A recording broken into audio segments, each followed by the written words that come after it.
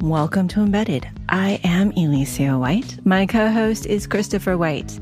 Our guest this week is Inna Zakharevich, and we're going to talk about Turing complete origami, or paper computers, or algebraic topology, or something along those lines. Hi, Inna. Welcome. Hi. Thank you so much for having me. Could you tell us about yourself as if we met, I don't know, at a Cornell getting to know you Parents' Day? Wow, I've actually never been to one of those. It would be scary, but I'm going to pretend you're not scary parents. I'm a professor of mathematics. I do category theory and algebraic K-theory, which when I'm trying to be funny and more philosophical, I say that it means that I ask questions like, what is plus? And I think about them really deeply. And when I am trying to be more serious, I say that algebraic K-theory constructs interesting measures on how important algebraic and generally mathematical objects work in terms of how you can pull them apart into pieces and put them back together. And these invariants turn out to be extremely important in that they show up all over mathematics and all sorts of different fields, but at the same time, they're extremely difficult to compute. So there's a lot of technical theory about how you might go around analyzing or computing them. But I also don't actually do the computations. I mostly just show that various things are equivalent to various other things, which sounds like it's pointless, but it really feels to me like a sort of deep, important part of mathematics that we can say, oh, this thing is hard because it's very similar to this other thing, which is also hard for better understood reasons. So I leave the computation to other people, and I usually do this kind of analysis. And if I want to be silly again, I say that I work on the theory of jigsaw puzzles, which is also true. Knowing how hard things is very important. We're going to end up talking about Galois Div 2 again, aren't we? No. Good. We have lightning round where we ask you short questions, and we generally want kind of short answers. And if we're behaving ourselves, we won't say what and how, why and how is that possible? Are you ready? I am ready. Favorite manifold? S2. Do you use a machine to pre-crease origami? No, although I have one that I've been wanting to make work for ages. And so far, I have been a complete and utter failure in that respect. So I would love to, but I don't because I'm a terrible failure. What kind of machine do you have? I have a Silhouette Cameo 4 Pro. Yeah. Is there such a thing as a Hawaii double rainbow manifold, or is my retired math professor brother punking me? I mean, if he means a Hawaiian earring, then yes. Although I'm not sure it's a manifold. Maybe. I don't know. Think so? I'm not that kind of topologist, but there is a thing called a Hawaiian earring, that is definitely true. Interesting. What's your favorite origami animal to fold? Satoshi Kamiya's Pegasus, which was the first super complex thing that I folded, and I fell madly in love with it at around stage 70, and I think I folded about 10 of them, which given that each one takes me 3 to 4 hours is a lot. Favorite historical mathematician? Sophie Germain or Emmy Noether, depending on my mood. Yeah. Excellent. Favorite current origami artist? Probably Satoshi Kamiya, which is not original at all because the guy is badass, but Satoshi Kamiya. Oh, and I love Dosa Severovna's Perpetua. I don't think I've seen that one. Excellent. But you should look it up. It's amazing. Favorite fictional robot? So it's Murderbot from Martha Wells, but it's not a robot. It's a construct. Okay, now I get your answer. I get your answer now. Yeah. We had Martha Wells on the show. It was such a misuse of having a podcast, and I loved every minute of it. She's amazing. I love her. Anyway, these days, whenever I read anything mediocre, half the time I'm thinking, I could just be rereading Murderbot. Why am I reading this? And I got the audiobooks, and I didn't think I would like that, and they're so good because they're so much slower than reading. It's so good. I actually have both the audiobooks and the like graphic audio adaptations, and I listen to all of them on rotation because they're so different and they're so wonderful in so many different ways. And anyway, I'm not going to turn this show into me squeeing about Martha Wells, but I totally can. Well, since I've already had a show where I got to do that, I understand. Do you have a tip everyone should know? Is it read Murderbot? I'd understand. The tip actually is, if you want to get something done, give yourself a small amount of time a day where you have to do it, and don't worry about like putting in a large continuous block, even if you work better in large continuous blocks. I work better in large continuous blocks, but I'm actually way better at getting things done effectively when I tell myself I have to spend half an hour on a day, and then I can spend longer on some days than when I just try to look for the long continuous blocks. I have been trying to do that for months, and it sometimes works, but sometimes I still need help getting the energy to do the 10 minutes. There's a lot of self-discipline in starting. Yeah. And that's, yes, you make progress by starting, not by procrastinating, trying to find the big times. Yeah, exactly. The big times when you're in the perfect mood to do it. Yeah.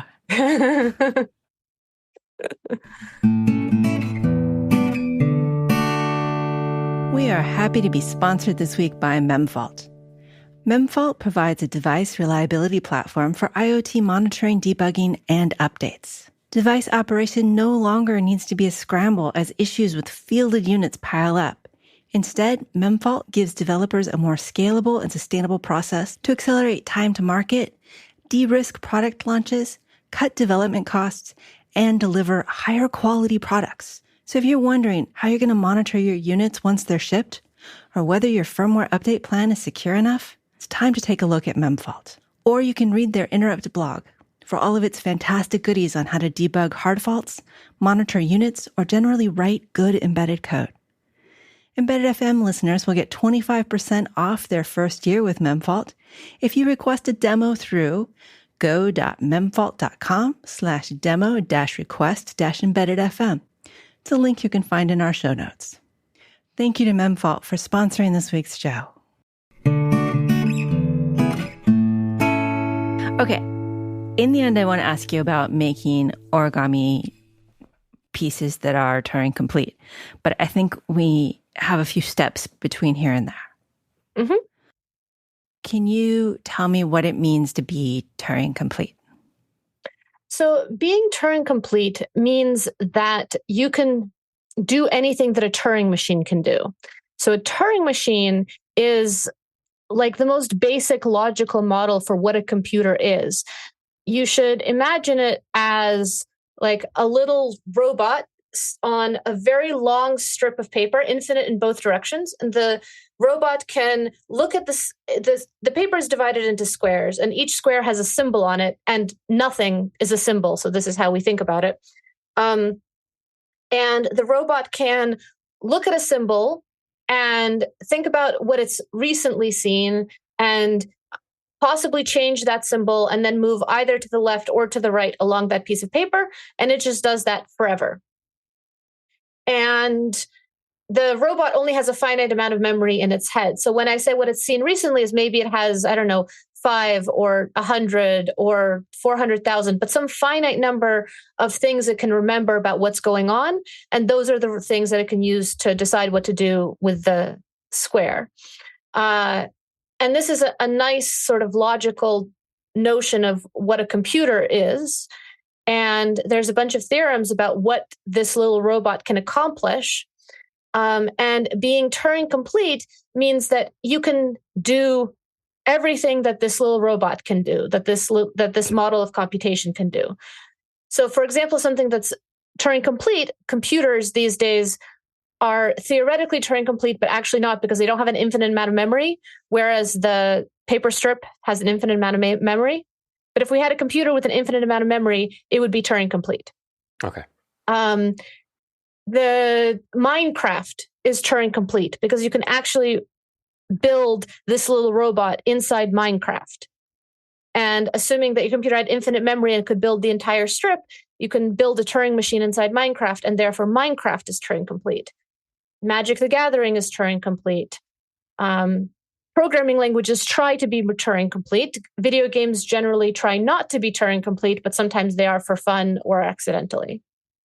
And so Turing complete means that it is programmable? It means that in some way, it can model the effect of a program running on a certain input. And it can model any program running on any input. But the term programmable, I find a little bit fuzzy. So I'm never quite certain how to answer that question. But morally speaking, it says, if you asked me, here's a program, here's an input, can you model this program running on this input? In a Turing complete context, you can.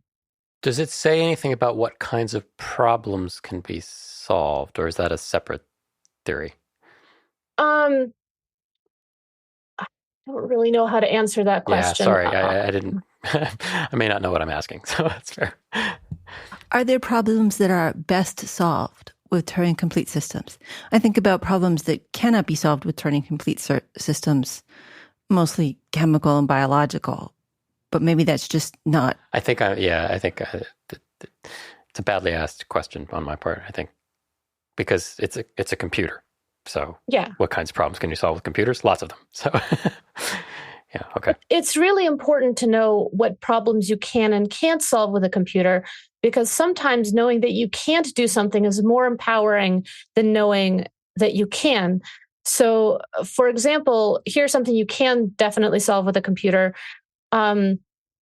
The traveling salesman problem. You have a map, you have a bunch of cities that the traveling salesman needs to visit, you know the travel times between all the cities, and you want to know what the shortest route for the salesman is so that they spend as little time in transit as possible. This can be solved with a computer, but we don't know of a way to find this in less than exponential time. So it's a very difficult problem to solve. And it's, so the idea is that this is the kind of problem that if you're trying to solve with a computer, trying to get the best route is not a good idea. And we can prove that it's not a good idea because it takes exponential time. But once you know this, you can say, oh, well, that's fine. I'm going to change my goal. Instead of trying to find the best route, I'm going to look for a good enough route, maybe one within 50% of being the best route or something like that. And so it's empowering knowing that you shouldn't keep trying to look for the best one because it's with modern technology an intractably difficult problem. You should instead be looking for a good approximation. And I would just like to give a virtual fist bump to everybody who is currently saying simulated annealing, for example, and then go on and say, is that what NP complete means, or is that something else?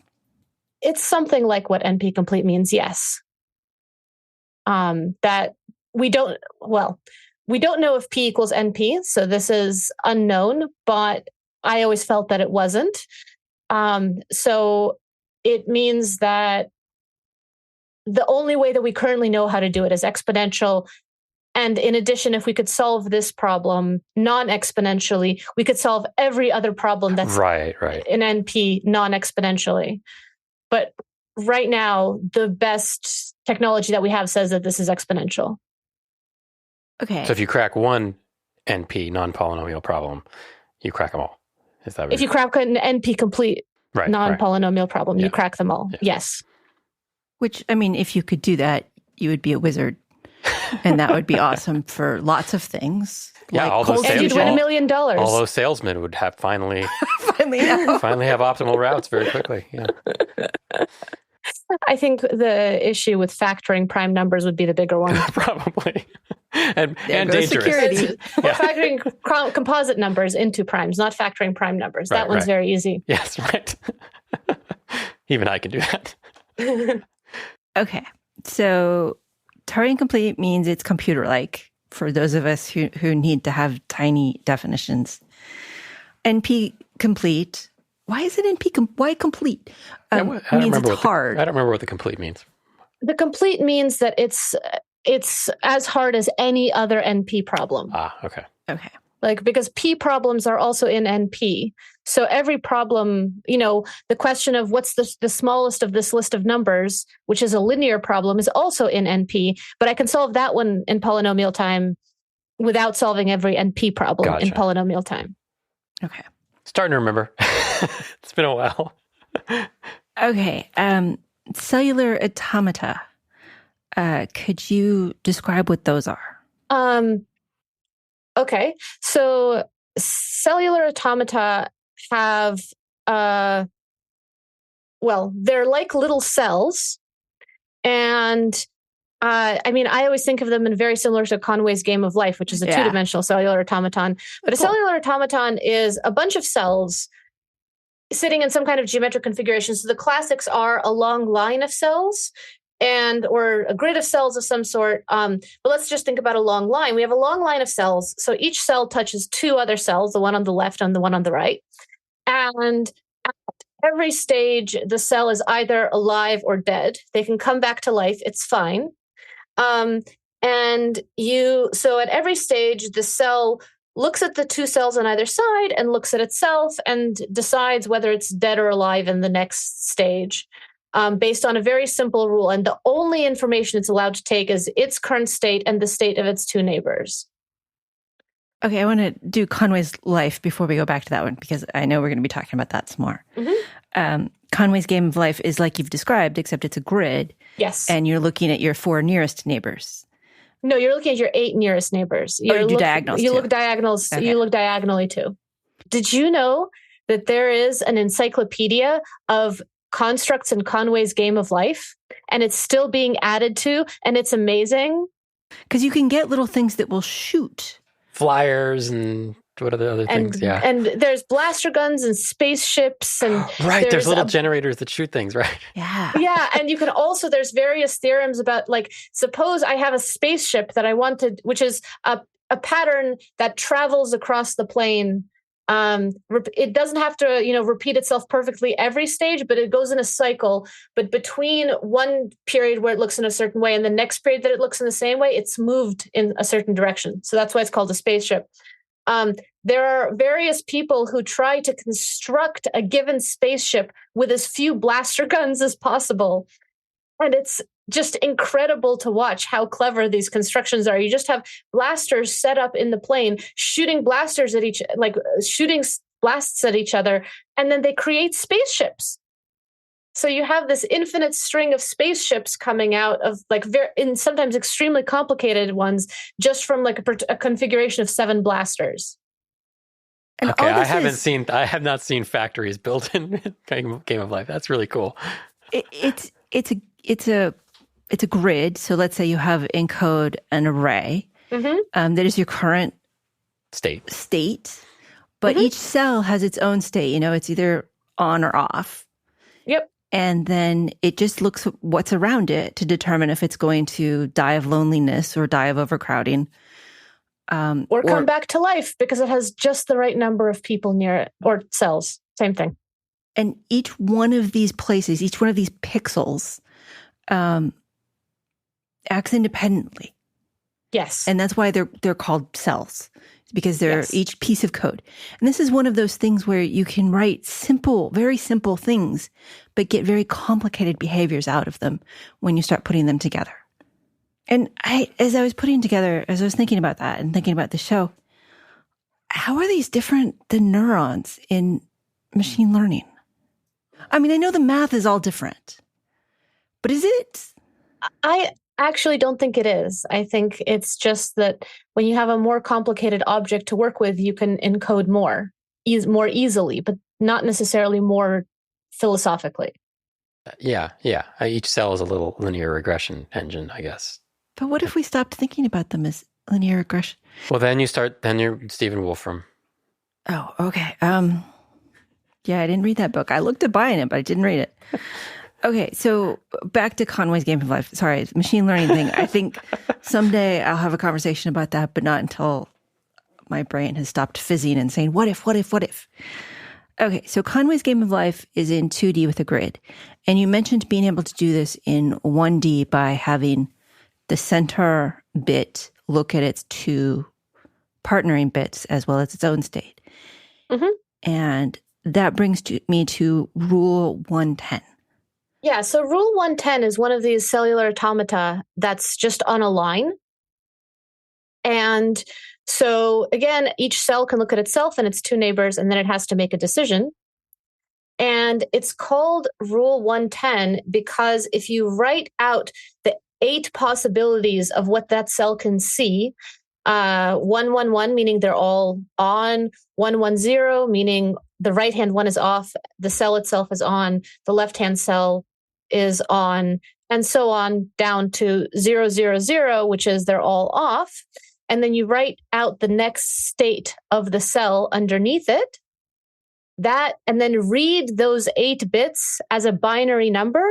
That binary number is 110. And I mean that in base 10.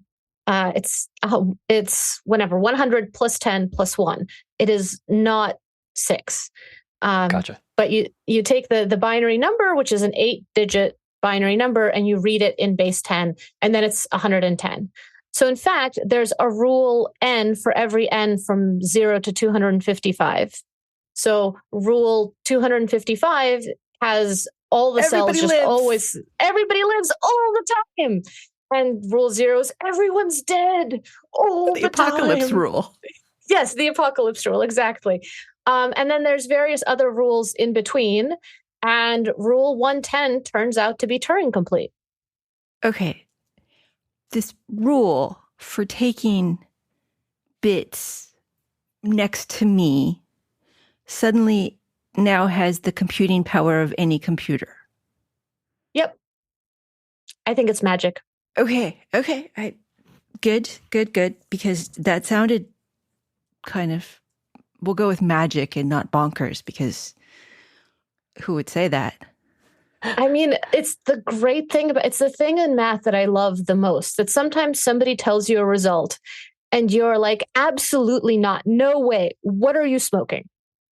And then, you work through it stage by stage and you work through the proof and it's correct. And once you see the proof, you can't argue with it anymore. It's just there.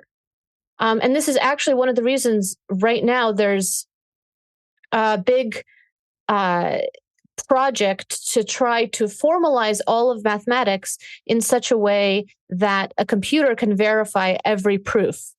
Because mathematicians make mistakes all the time. And when we write things up, we are not writing them up at the level where it could just be plugged into a computer. We're writing it at a level where another expert in the field can understand it. And that leads to mistakes. And so the idea is, but if we also had a formalized proof of everything,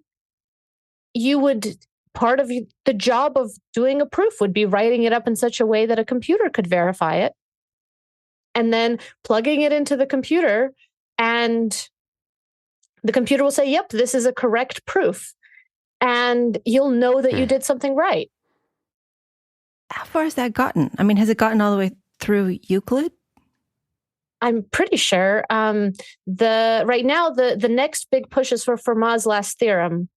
So I'm guessing, I don't actually know the state of Euclid, but I know they're working on Fermat's last theorem. I mean, that has a ton of sub-theorems and things that it depends on, including probably all of Euclid, but it's a huge project. But I have a friend who is formalizing some proofs in algebraic topology. And he said, this is Reed Barton, and he said this wonderful thing that I keep remembering, which is discussing with the computer what your proof says is a really great way to figure out that you don't understand as much as you think you did. Yeah, I bet that. Yes. Is it easier to teach the computer or the students? Well, the computer only argues back when you're wrong, not when it's wrong. I see. We won't talk about the students then. One of the things about being a math prof is, or professional mathematician, is that you are proving things. And as an engineer, that is very far outside my scope. My scope is applications. Why are proofs important? Oh, great. Now she's not talking to me. No, I'm just, you said it was okay to pause. I'm pausing. That's fair. It's kind of it's kind of a big question. Why is breathing important? I mean, because you'll die if you don't. That one's easier. You're right. I'm a mathematician, so I have trouble only giving one answer. So here's an answer. Historically, we have, as mathematicians, we haven't always had the same standard of proof that we have these days. It's actually a very modern invention, proofs of the standard at which we have now. It's only about 150 years old, and which in math is very modern. The level of mistakes and of counterintuitive things that happen when you try to write down what mathematics is studying even is surprisingly high. And the thing about proofs is that if you have a proof that A implies B, then you don't know if A happens, but you know that whenever A happens, B has to happen. And that kind of solidity is rare and beautiful and extremely reassuring, at least to me, because there are many things in life you can't control, but you can control proofs, at least once you have a proof. Before you have a proof, it's all chaos and horror. But after you have a proof, you at least know that you're not lying to yourself. That, so here's a classic example of something like this. Suppose I have a continuous function, so just, a function from real numbers to real numbers whose graph I can draw without picking up my pencil. And now I'm going to take a sequence of these and they're going to approximate some other function. So they're getting closer and closer and closer to some other function. And I can ask, is that function continuous? Like, can I draw its graph with a pencil? And intuitively you think, well, of course, if you keep approximating it by continuous things, it's going to be continuous. But the answer actually, nope, it's not. It won't necessarily be continuous. So imagine a step function. So it starts at 0 and it stays at 0 until you get to a half. And then it's going to rise very sharply until it gets to 1. And then it's going to stay at 1. Mm-hmm. And so then as that steepness gets steeper and steeper and steeper, you can approximate that vertical line as much as you want. But in the limit, you can't have a vertical line on the graph of a function. You're going to have to jump. You're going to have to pick up the pencil. The discontinuity. Yeah. And so it's, and so this intuitive thing that, well, of course it's going to work. It's fairly easy to construct an example where it doesn't. But then when you start working with more and more complicated objects, your intuition starts lying to you like this more and more. And so it's really important to know when your intuition is not lying.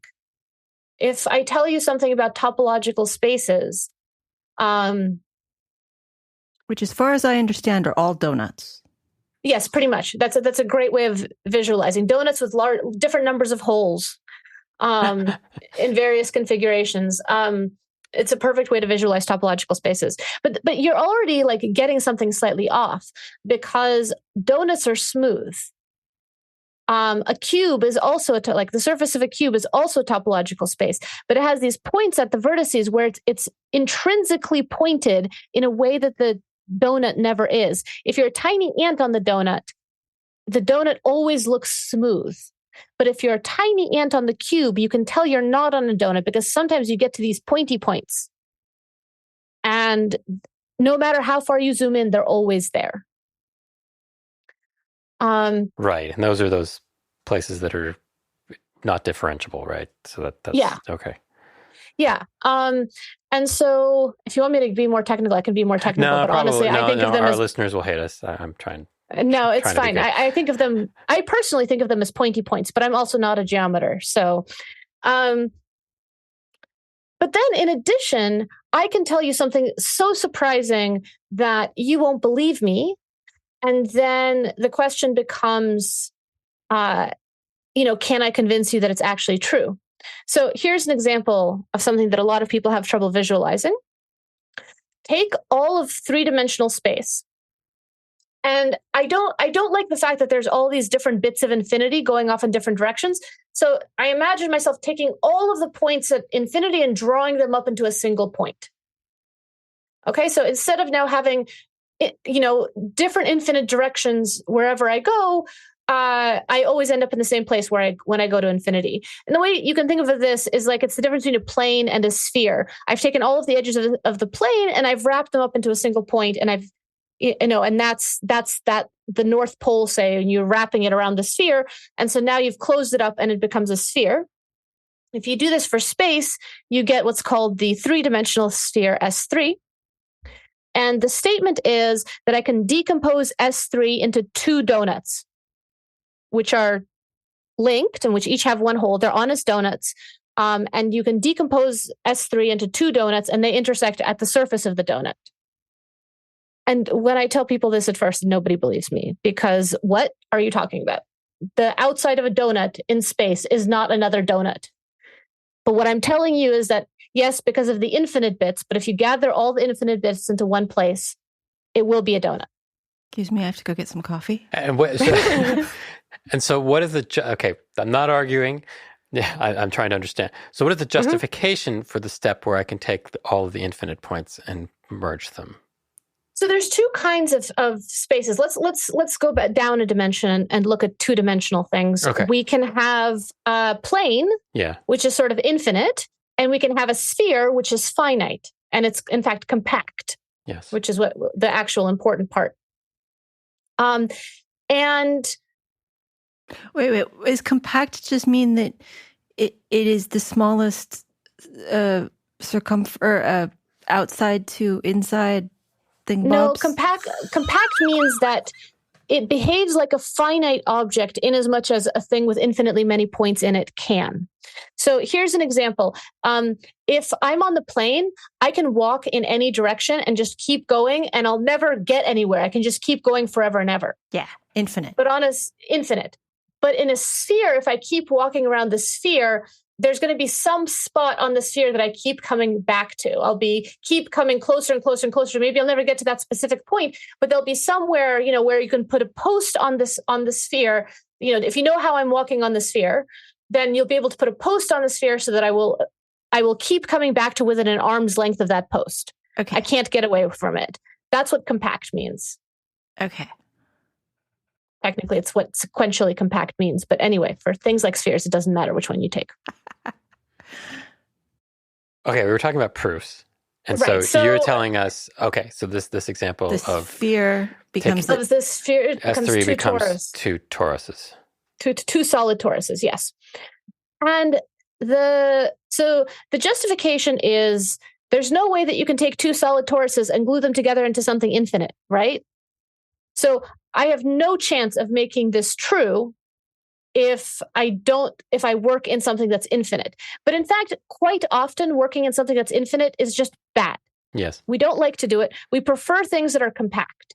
And adding this extra quote point and infinity is a very standard way of making space compact. Okay. So this is a very common object. It comes up all the time. And so somehow cool decomposition theorems about it are a fairly standard thing to do. Okay. I feel like I saw that somewhere in the past in physics, but I don't remember what the context was. But yes, okay. Alicia, you're I have the crazy eyes. Yes. Okay. This is the thing that's so great about proofs. Like, I can write down the formulas for this, and you can go over them, and you can, even though you can't visualize it, you can agree that mathematically it has to be true.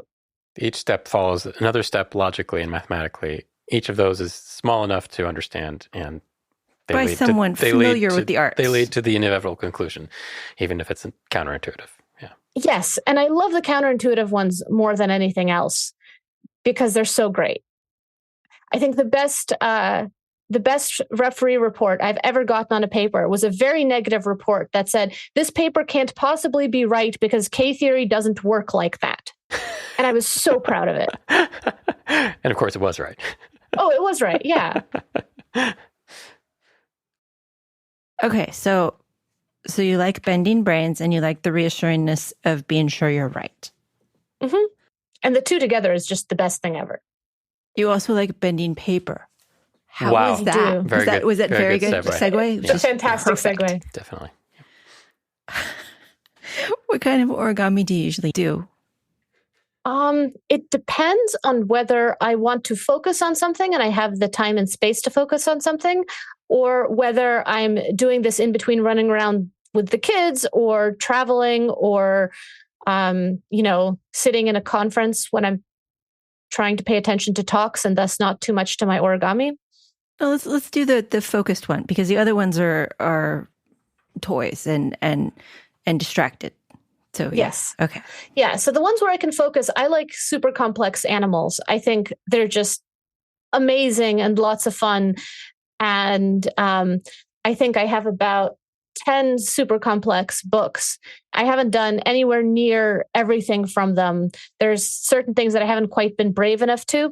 Satoshi Kamiya has the Ancient Dragon, which is done on a 70 centimeter by 70 centimeter piece of paper. And I desperately want to do it, but I haven't been brave enough to do it yet. But that's what I tend to do when I can really sit down and focus. So again, I like Satoshi Kamiya's Pegasus. I've done the Divine Dragon Bahamut that he has in his first book 4 times, largely because I've never done one that I felt completely satisfied with. It's a very difficult 200 plus step fold, but it produces this amazing dragon, which I think is from Final Fantasy VII.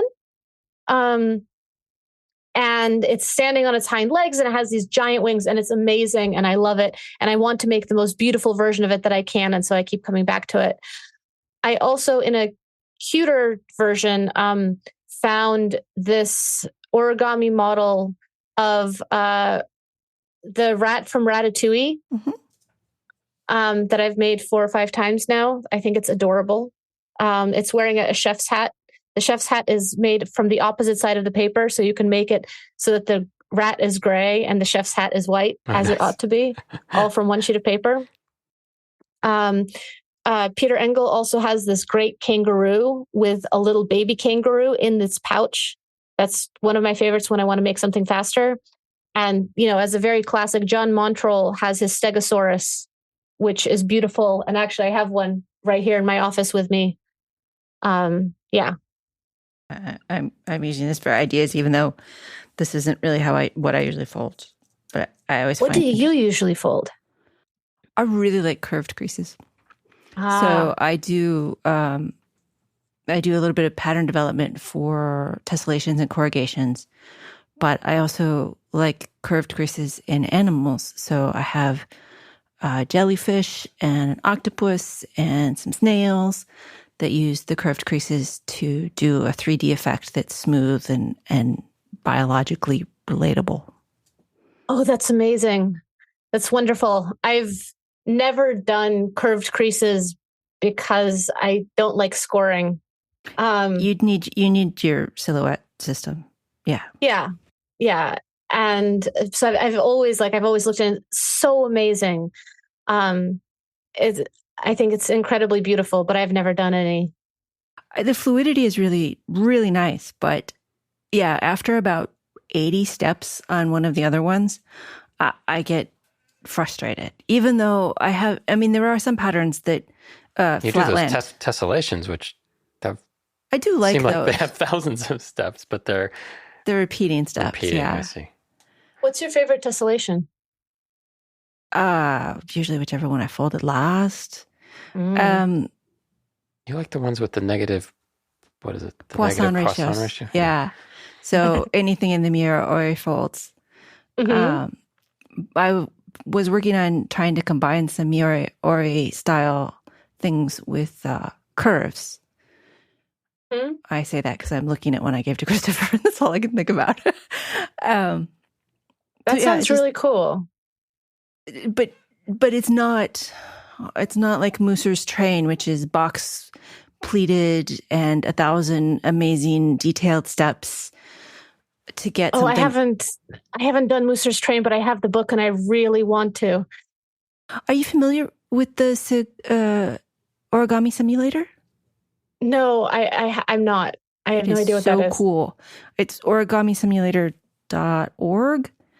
Amanda Gassi did it, and it has a whole bunch of example patterns, and then you slide the little slider and it goes from a flat page to folded origami. And sometimes if you put in your own patterns, it will tell you that that's not foldable, or it will just kind of collapse in a billion little grid steps that didn't succeed. Guess which one I like to do. That sounds really awesome. I have not looked at it before. I've done some tessellation, like some designing of tessellations, but honestly, if I'm going to spend hours on like thinking through something, I'd rather do something by Satoshi Komiya because I feel like it's very challenging and it's like wow, look at this amazing thing. Can I do it? And with tessellations, which by the way, I fold all the time. They're just more of my like conference/travel/kids folding. Mine too. That can also be extremely challenging, but I always felt like they always feel more within reach for me, which is why I tend to, when I want to focus on something, I don't reach for them. But I would have called your NAND and NOR gates made out of origami to be on the tessellation spectrum more than they definitely are. Yeah. No, they definitely are. There was one of the things they were inspired by was origami tessellations. But I'm not, look, just in my office, which is where I fold when I'm really stuck on something, I have a pile of at least 20 tessellations that I've made within the past few months. I fold tessellations all the time. I think they're really awesome. You can't make a tessellation with 250 steps because the piece of paper you would need is going to be too large. Yeah, I mean, it depends on how you call the steps, but yes. Because it is usually a repetition. You don't, if you're folding something 32 times horizontally, that's kind of one step. Yeah, that's exactly how I think about it. When, my favorite tessellation is probably Ilan Garibi's pineapple. Oh, yeah, that's a nice one. A good way to take a big piece of paper and make it into a little piece of paper. Yes, exactly. I can do that. It's a very challenging collapse also, especially because it's a 2-stage collapse. I've always wanted to make his like multi-stage, like 3 or 4 stage pineapples too. And designing it, like it's a brilliant feat of design. But I always feel like if I can fold one cell, I can fold all the other cells too. And it can be really hard, but I can do it. And so you fold one, or maybe you set up a paper to fold them all. But after you fold one, it's a way of occupying your hands while your brain is doing something harder. Yes. Yeah. Whereas something like the Divine Dragon, it's every step is different. Every step is asking you to do something else. Every step is making you think about what's going on with the paper in a different way. Yeah. And then the only time I get really excited about the tessellations that aren't curved is when I look down and realize that I made a mistake and it's really interesting. How do I do that again? Okay, sorry. Sorry. Yeah, we got distracted by origami. So you said you can make logic gates out of origami. I think that's where all this was headed, right? So yes. And NAND and NOR, I mean, I feel like once you have those, you can get to Turing complete because that's how computers are made. Pretty much, yeah. But you wrote a paper about Rule 110 and paper. Could you talk about that? Yeah. So So this is going to be a plug for Veritasium because Veritasium is awesome. But I was watching the Veritasium video on girdles and completeness with my son and my husband. Also, just as a fun comment, they have a minor error in the first 5 minutes or so, and my husband made me pause the video and like to go on an explanation to my son about why it's wrong. And I was like, I'm going to fix it 10 minutes down the line because I've seen it before. And my husband was like, no, that's not the point. It's wrong as it's stated now. That is kind of on brand for being something about the incompleteness theorem. Yes. Anyway, it was really great. It's a really wonderful video, and it mentioned that the game of life is Turing complete. It also has a great little clip of a Turing machine being modeled inside the game of life. That I actually rewatched that little clip like 6 times because it was amazing. And I've always liked the mathematics of origami because I like mathematics and I like origami. And why not put the two things together? Why not both? And I was sitting there going, the game of life is really simple. I bet origami is harder. And I'd seen results saying like flat folding origami is NP hard. Yep. And I thought, oh, well, if it's NP hard, it's got to be Turing complete. It just has to. The NP hard paper did like gates, and it's got to be Turing complete if you did an infinite sheet of paper. And so I wrote to Tom Hall, my collaborator, and I was like, hey, do you know if this is true? And I was expecting him to say, oh, yeah, this is well known. Here's the paper. Thanks for writing. And instead he wrote back saying, I don't know. That's a good question. Do you want to try to work on it? And so we did. We sat down and we worked on it. And building gates is surprisingly hard. But the other thing, other papers have done similar things. But actually figuring out, okay, if you want to show something as Turing complete, you need to find another thing that is Turing complete, like a Turing machine or the game of life or something like that. And you need to model it with your chosen medium. And so Rule 110. Rule 110. So in fact, originally I was trying to model the game of life.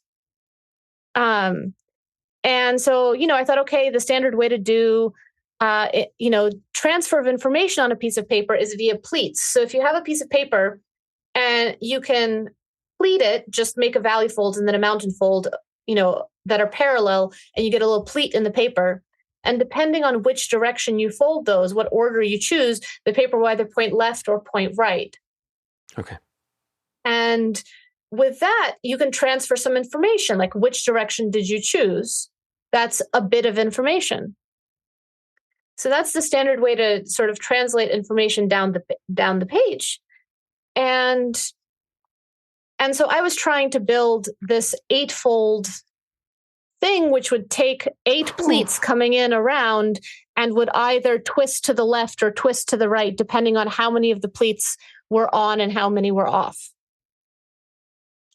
And I could not get it to work. I tore a bunch of sheets of paper trying to get this to work. And I could not get it to work. Probably a better origami designer than I am would be able to do it, but I couldn't. And so I went online and I looked for a list of things that are Turing complete. And there is a list online of things that are Turing complete, including Magic the Gathering and Minecraft and a bunch of other things. And I knew I wasn't going to be simulating Minecraft in origami. So that one I just crossed off the list, but I was looking for the simplest things I could find. And I saw this Rule 110 and I had no idea what it was. But I looked up and I thought, okay, 3 inputs. Do you know what you can do with if you have 3 inputs and 1 output? That's only a 4-fold object that you need to make. But even more than that, if you're trying to transfer information down the paper, if you think about a hexagonal twist, which has 6 pleats meeting in the center, it has 3 inputs and 3 outputs, which is actually exactly what you want, because a cell sees the 3 cells above it.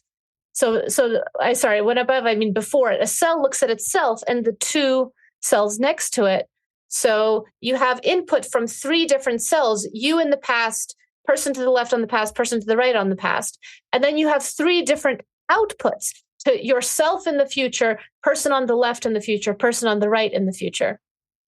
And that's a 6-fold object. And I know how to make a 6-fold object. There are these things called hexagonal twists that take 6 pleats coming in a spiral and sort of twist them together so that they fold nicely. And I was like, okay, plus, I know how to make a triangular grid that naturally forms into hexagons. So this feels like it actually naturally fits into the kinds of origami tessellations that I know how to fold. This seems a lot more promising. The way you're talking about this makes the Conway's game of life even less promising because it isn't just 8 in, 1 out. Yeah, exactly. It's 9 in really because you also need to have your previous input. And 9 out. And 9 out. Yeah, and also the output sort of needs to go vertically rather than, horizontally, and paper is not 3D. I think Game of Life was a bad idea. I can see how you got there, but I'm glad you found something simpler. So that's that was the start. It was really just looking through this list of things that are Turing complete. But once I was like, okay, so the simplest kind of logic I can build on a hexagonal grid is gates. So can I build gates? So Tom and I met and we discussed, and I explained that, okay, if you want to write rule 110 just in terms of gates, you can write the formula in terms of NAND and NOR and, or AND and OR in various ways. We had several ways of writing it. So I was like, okay, so if we want to do this, we need to make gates. And Tom was like, okay, but I don't quite know how to do that. And I was like, okay, but let's work on it. So we worked on it for a bit. And we came up with these gates. And we're slightly cheating with these gates because the traditional flat folding origami mathematical question is, I'm giving you a crease pattern, and the question is, will it fold flat? That's the question. Right. But I couldn't get it to work that way at all. I spent a couple of weeks working on it, and I could not find a way to make a logic gate using that. Again, I invite, please, somebody who is more clever than I am, please come up with a way to do this because I would love to see it. What I did was I added optional creases. So there are creases that have to be folded. And then there are other creases that you can fold or you can keep flat. It's fine, but you're not allowed to crease anywhere where there wasn't a pre-drawn crease.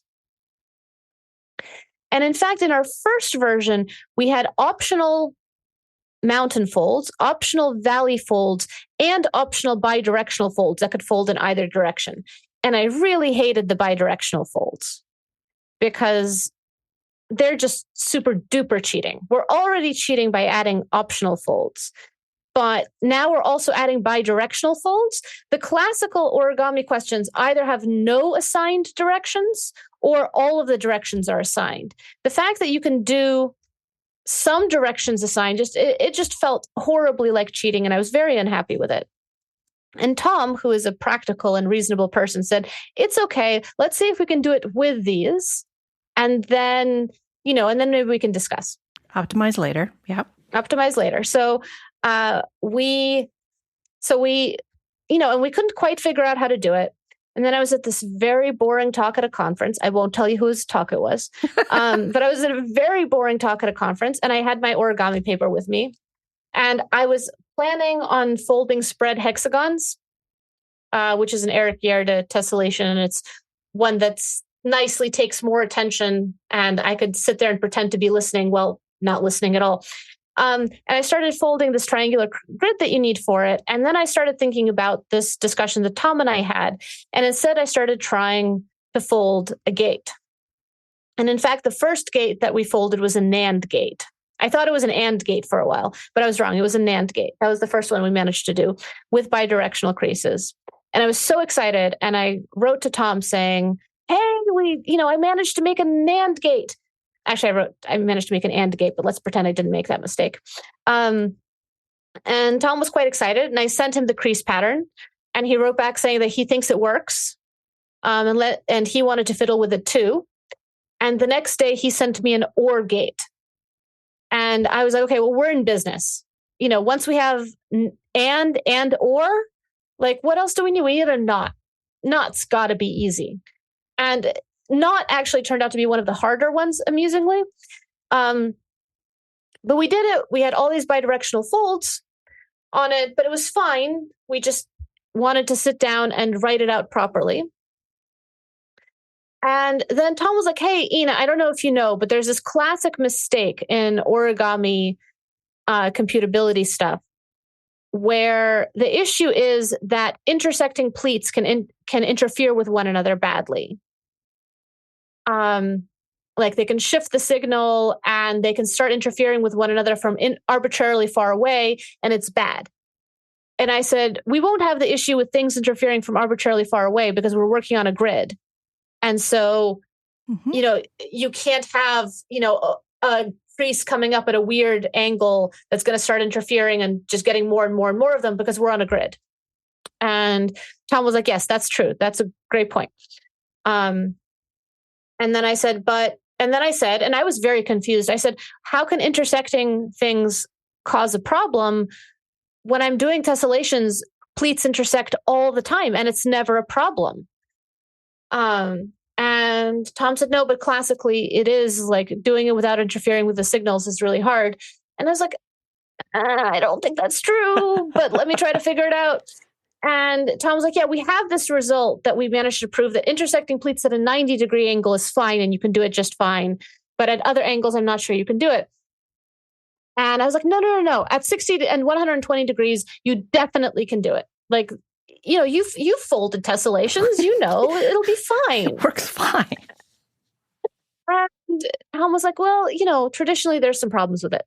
And so I sat down and I wrote down the intersector, which, if you look in the paper, is the longest section in the paper, proving that the intersector works. And the way it works is exactly the way you expect it to work. You have a pleat, you have another pleat that pleats that pleat, and everything is fine. Proving that thing worked took 3 weeks.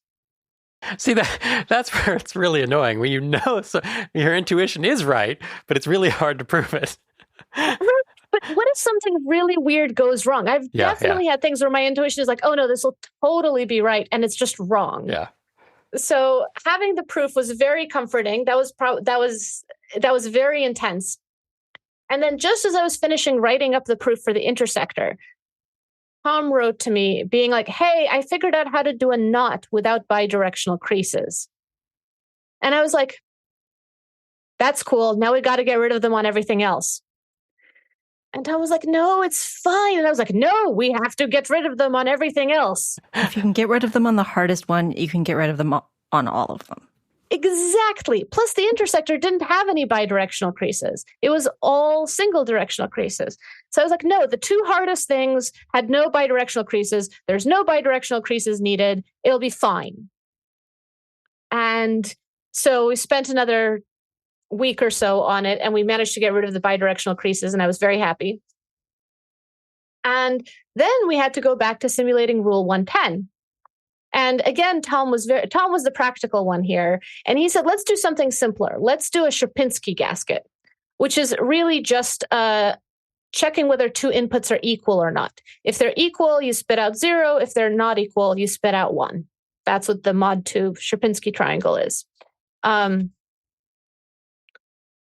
you can do this if you start with sort of a triangular grid and you put a row of zeros in, and you put in a single 1, and then at every point you take the sum of the two cells above a cell and you put that in the next cell. So then the next row will be 1, 1, and then a row after that will be 1, 0, 1, and you keep going. You get this, you get the Sierpinski triangle going on forever, and it's fun. And so Tom was like, let's see if we can just do that. It'll be a simpler crease pattern. And I was like, you're right. And I sat down and I planned it out. And again, if you look in the paper, you can see the layout of the Sierpinski gasket, which takes, I think, 18 different gadgets, because actually checking whether two signals are equal using gates is surprisingly difficult. I'd never thought about it, but it is.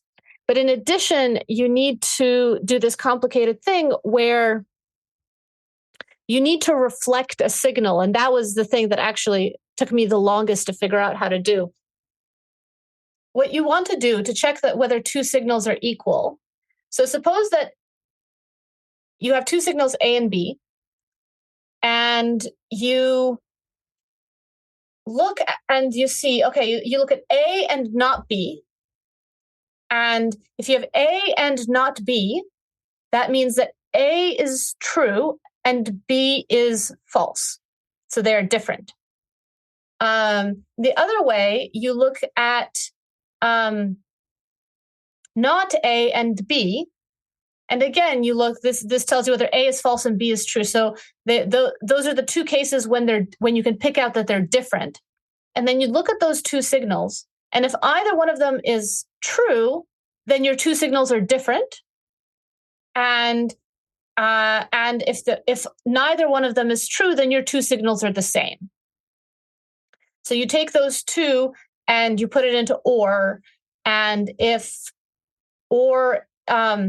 and that tells you whether the two signals are different or not. Okay. But you have one signal, which is A, and you have one signal, which is B, and now you need to split them, compare them in different ways, and recombine. And when you're doing this with origami, your signals have a direction. It's not like with wires where you can loop things around however you like. Your signals are straight lines. So you have a signal and you split it into two, and they go off at a set angle. The two signals go off at 120 degrees. So they're going in two different directions. But you want them to end up in the same place because you want to put them into these two AND gates, and then you want to recombine them. So you want to be able to reflect a signal. One of these signals is sort of going towards your computation bit, and the other one's going away, and you need to be able to reflect it back into the center. And that was actually the hardest part of the whole thing. How do I reflect this signal? Tease and getting the signal where you want it to go. It sounds like you can build a computer out of waves. Oh, that would be really cool. Right? I mean, so you're talking about these signals and they're being reflected in folds that are, I presume they're moving some way, right? You're refolding. So no. The idea is you're never refolding. The question, the question that you end up asking is, will this fold flat ever or not? Okay, right. Got it. Okay. So I'm thinking about this somewhat the wrong way. Yeah, we're not moving the paper. Yeah, okay. We're folding all the things flat, and it's the initial conditions. Gotcha. Okay, so it's a single computation is the fold, the complete set of folds. Okay, cool. Got it. How many of these do you have in your office? I have gates. I have a lot. What about a full Rule 110? I have 0. Really? Rule 110s. I even have 0 Sierpinski gaskets, largely because I tried to fold it from one very large sheet of paper that I folded a 128 grid on. And it's really hard to fold, it turns out, because there's so little regularity to what's going on. Usually on a like tessellation, I start in the middle or I start on one of the edges, and there's enough regularity to what's going on that I feel like I have some control over what's going on. And with this large paper, I felt like I just had no control over anything. And at some point, the plan is to sit down and sort of draw on the paper exactly where I'm planning to put everything then try it again.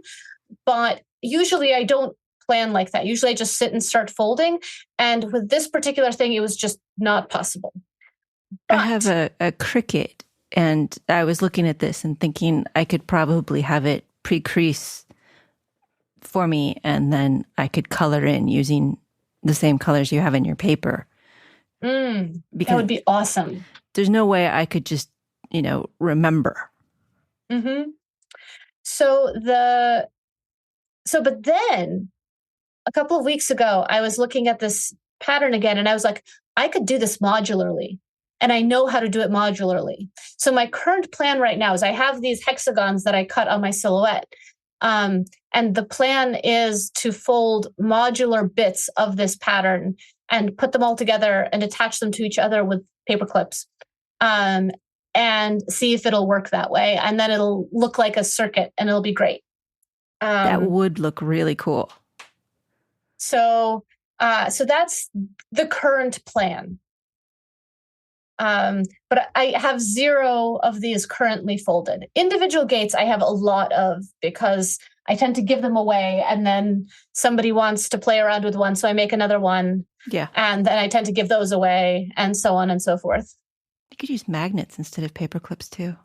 Then you could just pick them up and put them around in a different NAND NOR configuration. Oh, that would be really cool. Do you know the game Turing Tumble? No. It's this amazing game that, I mean, my kids loved it. But it's pretty much marble-powered computers?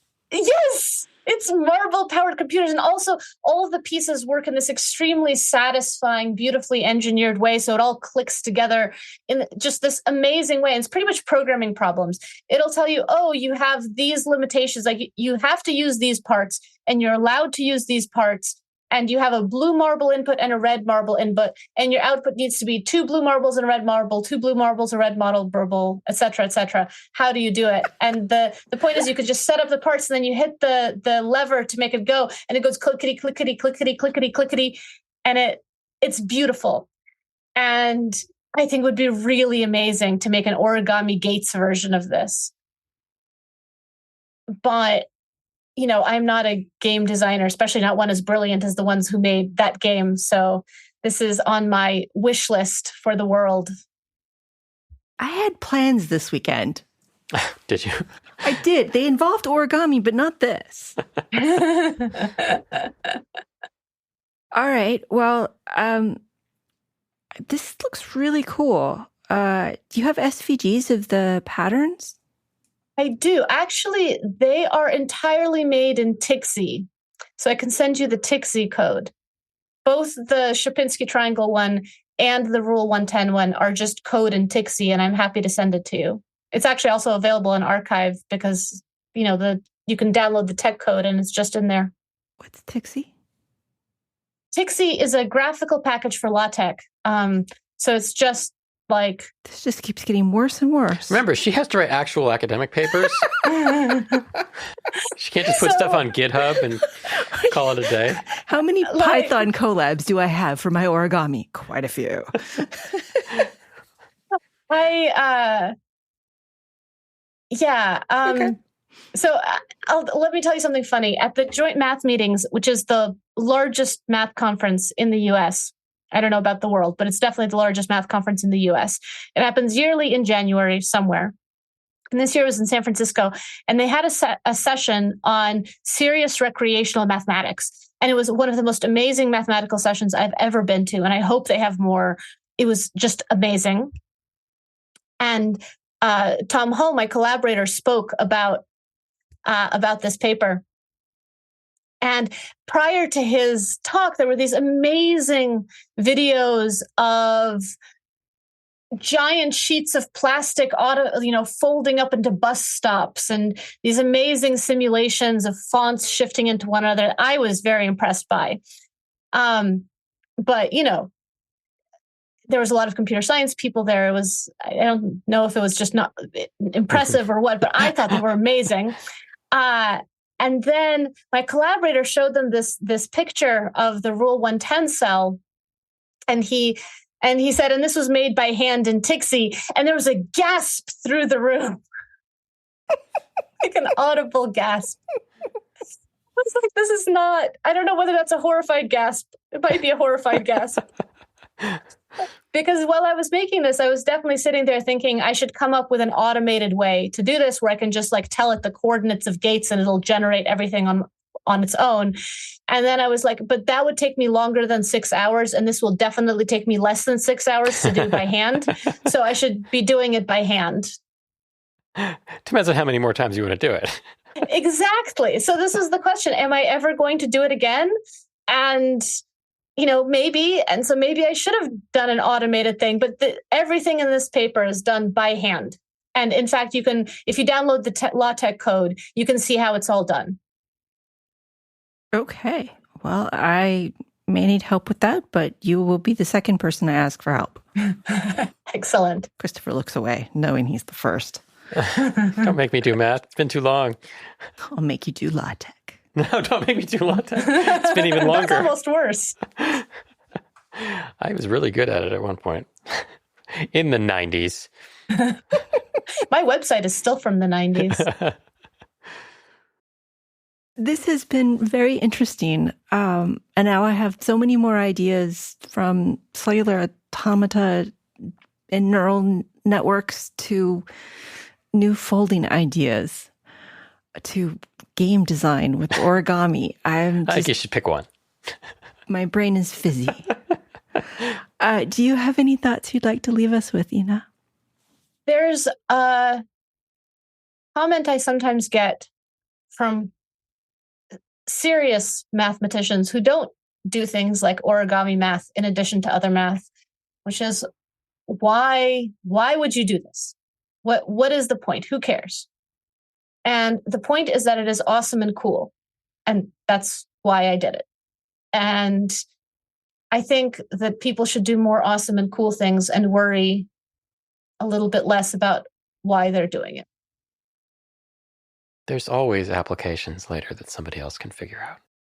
It's just cool. God. And it's just cool. So all don't worry the about ideas it. that I have, the rigid foldability and then we can go on to like flex circuits in this. And I'm on board with God, stop worrying about why. Yeah, that would be so cool.